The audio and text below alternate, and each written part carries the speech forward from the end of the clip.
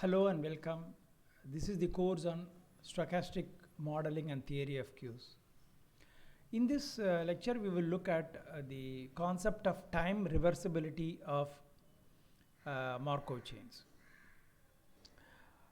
We have looked at the Markov chains as the one which can be completely specified using the one-step transition probability matrix, which has got elements which indicate the probability of going from, say, a state I to another state j in one time step.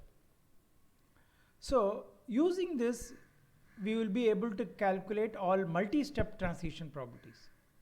Given that the system is in state 1, you can ask question, what is the probability that it will be in state 5 3 time units from now? Using the Chapman-Kolmogorov equation, you should be able to arrive at those probabilities. For example, state 1 to 5 will be given by P15. If you want to find probability of going from state 1 to state 6 in 2 time steps, it can go from 1 to 6 through a state, and therefore if you sum up all those probabilities, that is equal to P1 to I and I to 6 for all possible i's, you will be able to get probability of going from 1 to 6 in 2 time steps. In a similar manner, recursively, you can find all multi-step transition probabilities. Now, in a similar manner, you might be interested in, given it is in I, probability of going to j is given by Pij. Suppose given that it is in I, you may want to ask what is the probability that it came from j in one time step. Okay. So you look backward in time and then ask what is the possibility that the system would have arrived at I from the state j. What are those transition probabilities? Similarly, given that it is in I at present, what is the probability that it would have been in k 3 time steps previously, backward in time? So such questions are also interesting questions and might be important because you want to deduce, for example, how the system has arrived at a state, what has caused the system to come to this state, and so on. So the reversed process, more specifically time reversed process, is also something which you would like to analyze for certain kinds of problems. That is where the time reversibility comes into picture. So consider a stochastic process Xn, and we will refer to a process, say Yk, as a reversed process. How do we obtain Yk?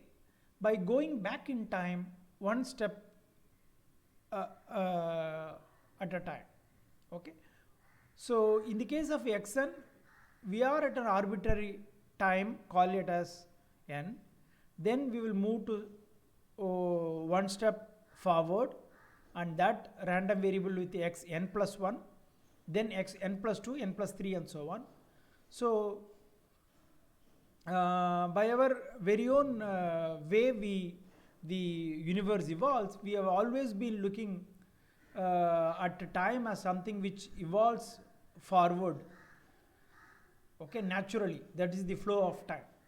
But we can also look at what happens when we trace back the history, that is, go back in time, and because this is a discrete time process, we go one step backward at a time, and we trace out the states occupied by a reversed process as we proceed in backward direction one step at a time. That is what we call Yk. So Yk means at a given time step, we are kth time step, you are at Yk represents the state. Yk plus 1 means it will be the state one step backward in time.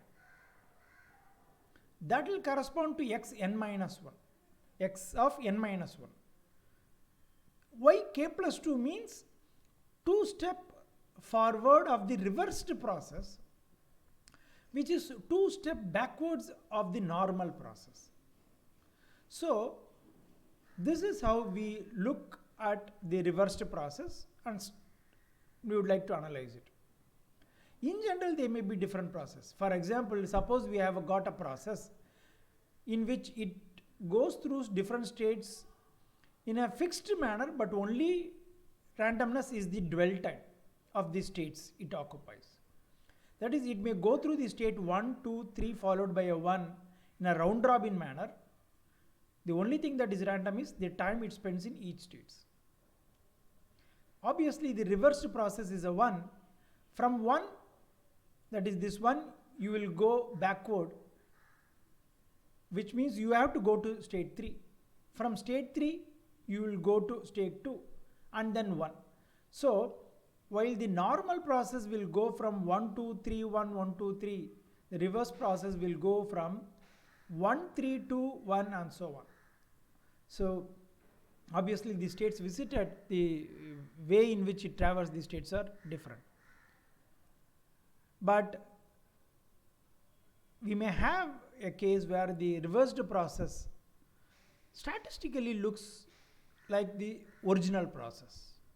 Those are the processes which are interesting to us, and we will call as time reversible stochastic process. That is what we will see under what condition stochastic process Markov chains can be time reversible. So, suppose you look at a reversed process yk, and it is statistically indistinguishable from the original process xn. Means, suppose xn, xn plus 1, xn plus 2 are the random variables at the time n, n plus 1, n plus 2. We call for the reversed process, we use the notation y to denote the random variables and k to denote the indexes. At the time n is the same as the time step k, so n and k are the same, but only thing is we use a different index. And k plus 1 is nothing but n minus 1, k plus 2 is nothing but n minus 2 and so on. So from xn, if you move forward in time, that is n, n plus 1, n plus 2, you get the forward process.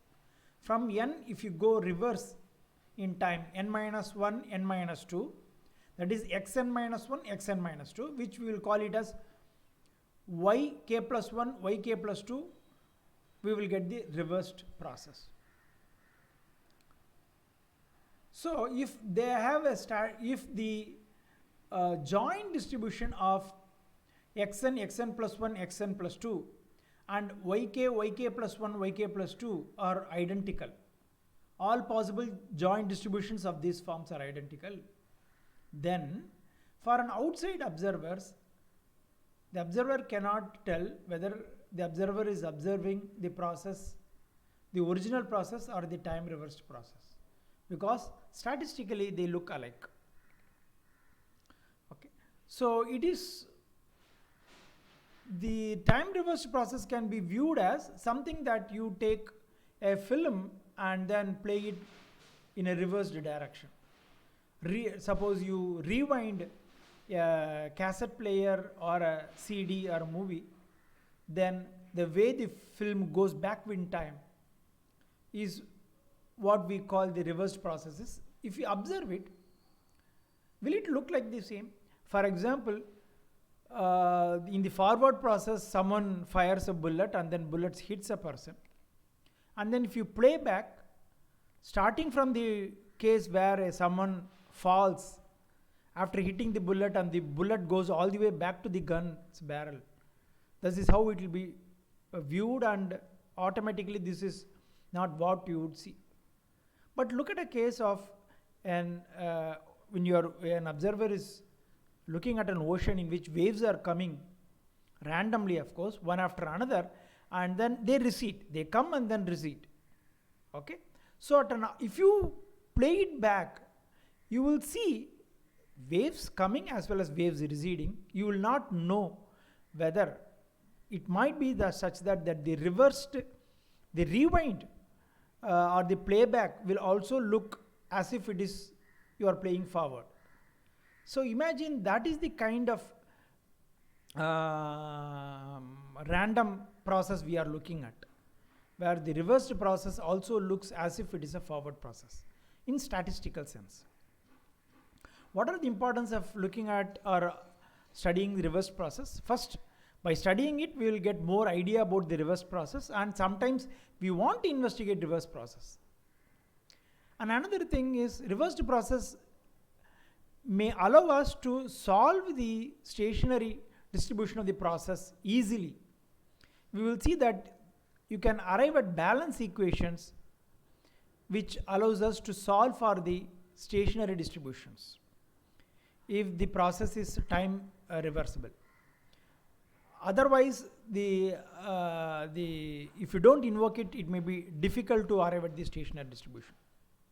The third thing is there are some stationary time reversible process that are encountered in queuing theory, and that helps us to solve queues in tandem, that is queues which are connected one after another in sequence. So now we will look at the derivation of the transition probabilities of the reversed process. Let's consider an irreducible aperiodic discrete Markov chain Xm. Why all these specification? Because we know if it is irreducible aperiodic finite state Markov chain, then a limiting and stationary probability distribution exists. It's guaranteed. So that is why we are taking this case. We will denote it as Xn, n is equal to element of n, which is an index set. And let the transition probability matrix TPM be denoted as P. And let us say we can, because the stationary distribution exists, we can solve it by using the equation pi is equal to pi p, and let pi denotes the stationary probability vector of this process. And this is a Markov process, Markov chain to be precise. Now let us look at the reversed process. We will assume that the system has been running for a long time, which means stationarity has been attained.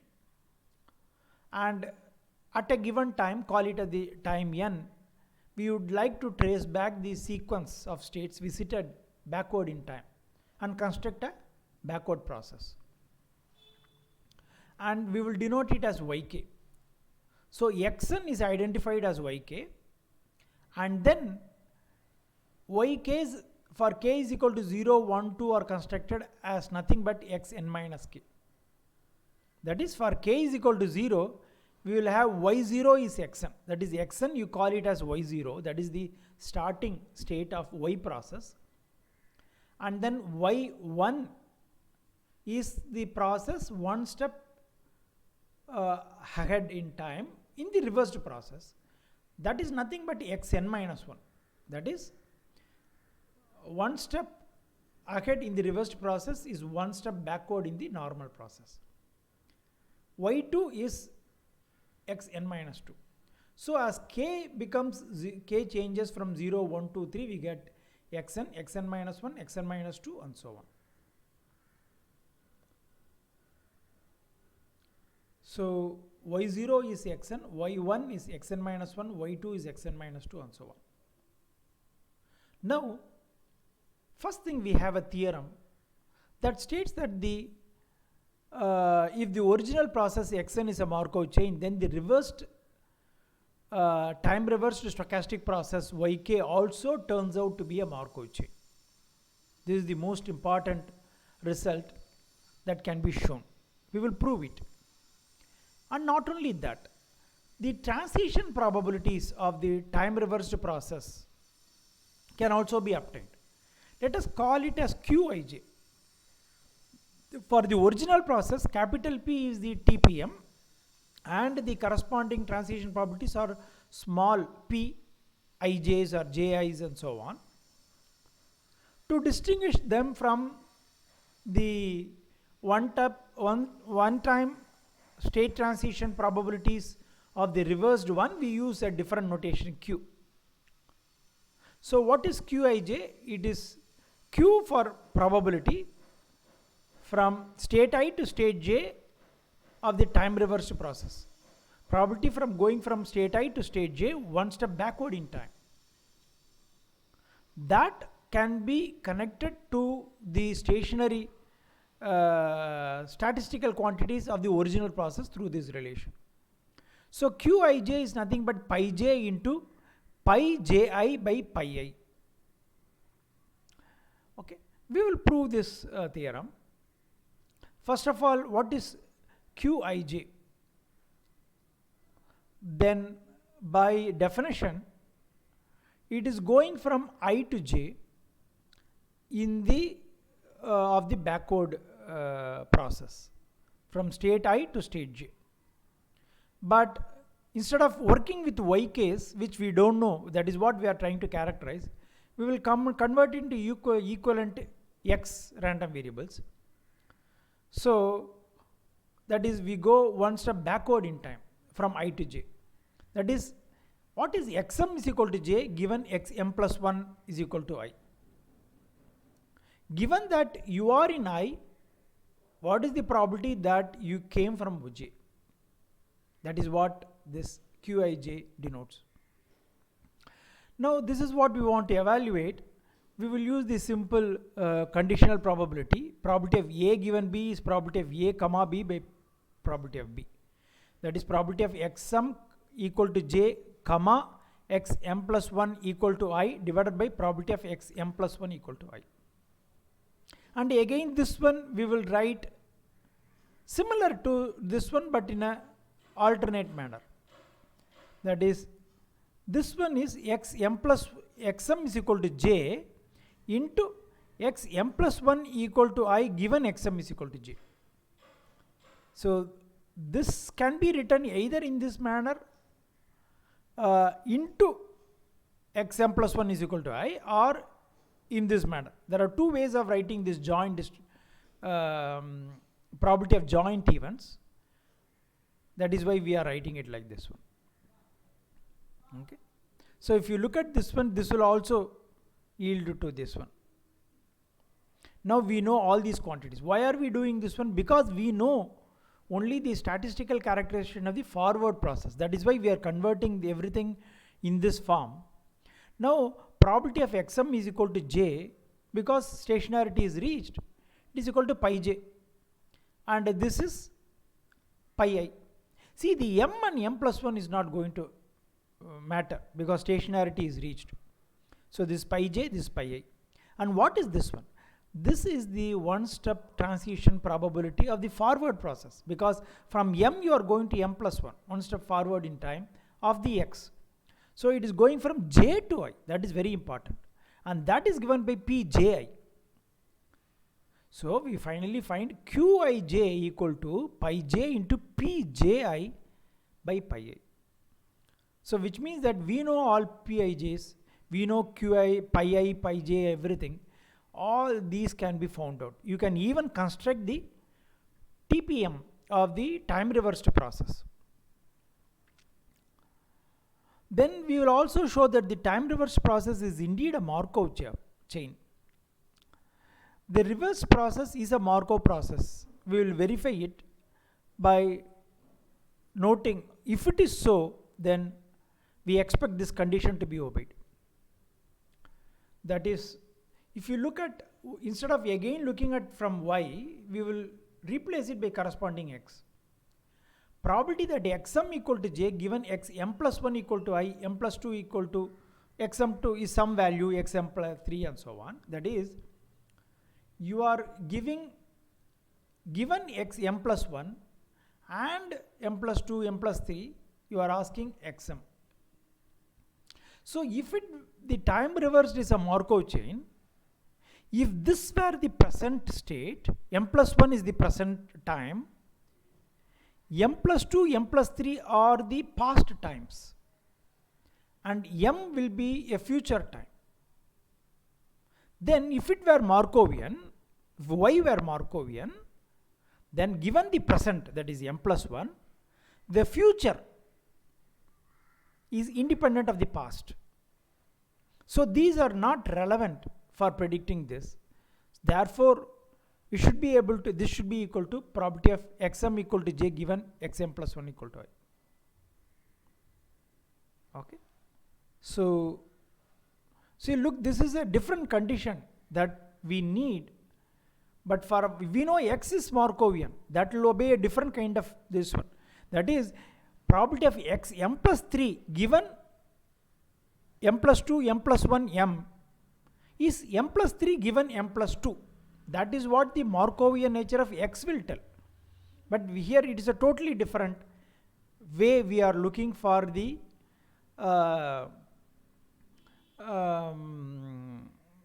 conditional distribution to obey for y process to be Markovian. Well, now assume that the current time is m plus 1. First, x is Markovian. So given m plus 1, xm and m plus 2, m plus 3 onwards, these two are independent. That is, given x m plus 1, xm is independent of m plus 2, m plus 3 onwards. That follows straight away from the Markovian nature of x. Now what it tells is, if you call it as event A and these are event B's, given this event, the event A is independent of event B.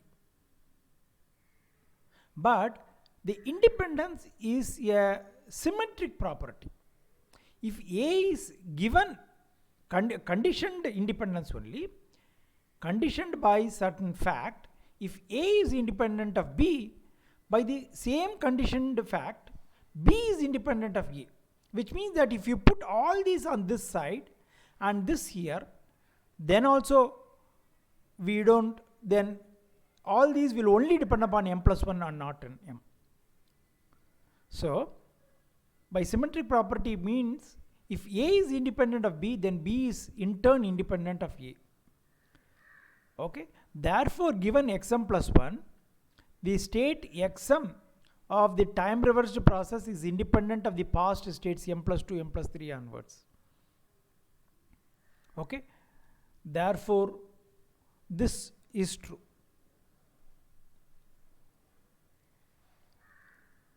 Next, so what are the, how do we proceed further? So we see that we can always look upon a time reversed process. We have shown that the time, if the forward is a Markov chain, reverse is also a Markov chain. We have also found out a prescription of arriving at the transition probabilities of the reversed time reversed process and so on. So Qij's are the time reversed, the transition probabilities of the time reversed one. Pij's are the forward one. Now we will introduce one more property.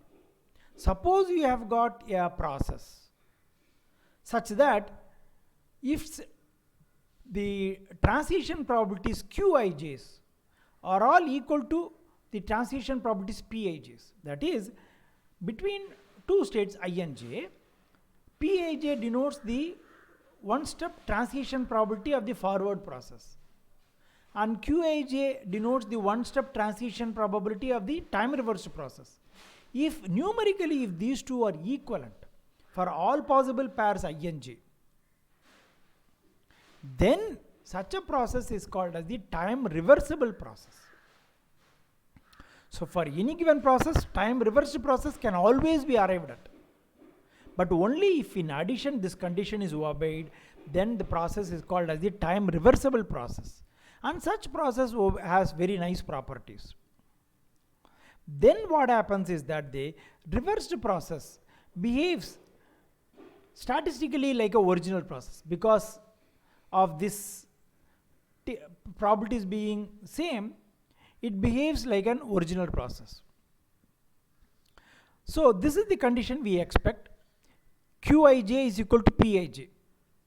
So if you plug it here, then it means that pi I into Pij is equal to pi j into Pji. Here is Pij.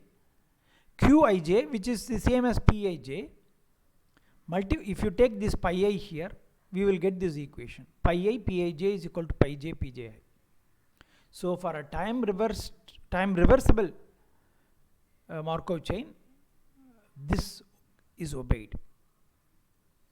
So this is called as the detailed balance equation, and it helps us to arrive at the stationary distributions very easily. Okay, so what it basically tells is, suppose you multiply, if you on the left hand side and the right hand side, you add up all these things over all possible I. That is, if you do the sigma over I operation on both left hand side and right hand side, here you will get sigma I pi I qij. It's also either pij or qij you can put. Here also you will have, okay, pi j qj. See what here it tells is, sigma over I pi I pij means coming to state j from all possible states I. That is what sigma over I pi I pij. Let I be an arbitrary state. You reside in that state with a probability pi I, and then make a transition to j with a probability pij. So this is the incoming probability to state j. The outgoing probability from state j is sigma I pi j pji. Here j is fixed. Starting from j, if you go to an arbitrary state I, so all ways of doing so is sigma I pi j pji. That is the total outgoing probability. This is the total incoming probabilities. So the detailed balance condition tells that at stationarity, given any state, the probability, net probability of coming to the state should be equal to the net probability of going out of the state. If that does not happen, there will be a net accumulation of probability in a state or depletion of probability. If you, then the system will not be at stationarity, because the sum of probabilities of all states is normalized to 1. So if the net incoming probability is more than the net outgoing probability for any given state or vice versa, then the probability of occupancy of the state will change, and it cannot happen at stationarity. Which means that we can view the probability like an incompressible fluid. Okay, so the total amount of in a closed volume has to be same. Okay, so if you take any given unit volume, the total flow inside should be equal to total flow outside for an incompressible fluid. The same thing holds good for the stochastic process also. We identify a state to infinitesimal volume, and the flow of the fluid is identified as the flow of the probabilities. Well, we can also extend this concept to continuous time Markov chain. Only thing is, you discretize the if you take a continuous time Markov chain and then discretize it, and then if you find that process is time reversible, automatically the continuous time Markov chain will also be time reversible. Now if you look at the birth-death processes which model the Qs, namely the MM1Q, MMM and so on, you will find that there are a set of, each state is of such a nature that it can communicate, it has a non-null transition probability only to near neighbor states. Okay, because that is how the birth-death process have characterized. A birth will lead from one state to another state only, given state, and death will go back to some other state. You cannot go back, okay, in two possible states, and birth cannot lead to two other possible states. They are all linked by near neighbor. That way you can always number the states and see to that they always transition occurs between near neighbor states in the birth-death process. So in that process, if you construct a imaginary wall between two states, then at stationarity the net flow of probability across the boundary should be equal to 0. Which again means if you view I and j to be two neighboring states and construct a wall, pi I pi j denotes the probability of crossing the boundary from I to j direction. Pi j pji is the probability of crossing the boundary in the opposite direction from j to I. They should be equal at stationarity, which means that this condition is obeyed, which means it's a time reversible process. So we automatically find that these class of Markov birth-death queuing models are all time reversible. And now there is an important theorem that we introduce, that is called as Burke's theorem, which is valid for these queuing models which have this birth-death characteristics. And some powerful theorem, this theorem gives some powerful results. What it tells is, for these kind of queues, MM1, MMM, MM infinity queues, which are birth-death in nature, the following two properties hold good. That is the Burke's theorem. One, the departure process is Poisson process with parameter lambda. And for a given time t, the number of customers in the system is independent of the sequence of departure that takes place prior to t. Okay? So first thing, if you look at it, let us look at the MM1 queue. We know that the arrival process is Poisson. How did we first of all come up with that? Because we modeled that there is an infinite population of customers, and each customer has a requirement to come to the queue in a manner which is independent. Under these conditions, the arrivals can be modeled as Poisson. That is the rationale we used. So that makes the arrival to be memoryless, process to have a memoryless property and leading to M. This M basically comes because of the exponential nature of the service time. But if you look at the departures of customers of these kind of queues, customer departs after completing their service, which takes exponential 1. But so if you look at the departure process, that is, if you look at the number of departure that take place in a time duration, what will be the nature of those process? Okay, so because that, from simply by looking at this MM1 queue formulation, we cannot conclude anything about the nature of the departure process. But the Burke's theorem tells that because these processes have time reversible, the departure process is also a Poisson process with same parameter lambda. That is what we are asking, what we are telling is, the number of customers who have departed in a time interval tau, for it to be equal to 3, if we ask, that is given by the Poisson value, PMF value, e power of minus lambda into 3. Lambda is the rate, 3 is the interval size. E power of minus 3 lambda, number of customers who have departed in an interval tau is 3, if you want. Lambda is the rate, tau is the interval size, so the parameter is lambda tau. That probability is given by e power of minus lambda tau power 3 by 3 factorial. That is what makes the departure process to be Poisson. Then we know that in a normal process, first we will look at this one, prove this one. First, this MM1, MMN, all these queues of time reversible, that simply follows by the birth-death nature of the Poisson, of the stochastic process.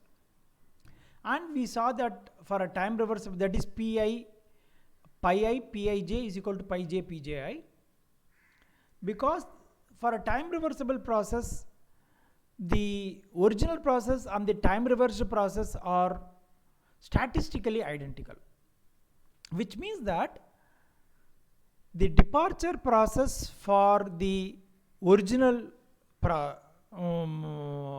queue is nothing but the arrival process for the time reversed process. Therefore, it has to be Poisson. That is how we show it.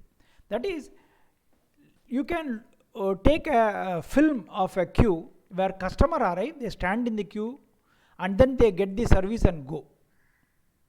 You take this film for about 1 hour and then run it in a reverse direction. Here what will happen is that a customer who will be leaving, he will be walking backward, join the server, wait in the server taking the service. The service will be done in a reversed manner for some time, and then will be standing as the head of the line customer.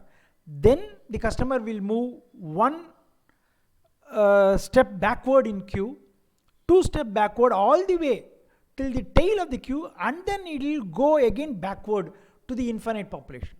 So the customer will, from the departure, he will go to the server and then go traverse the queue in reverse order and then will go.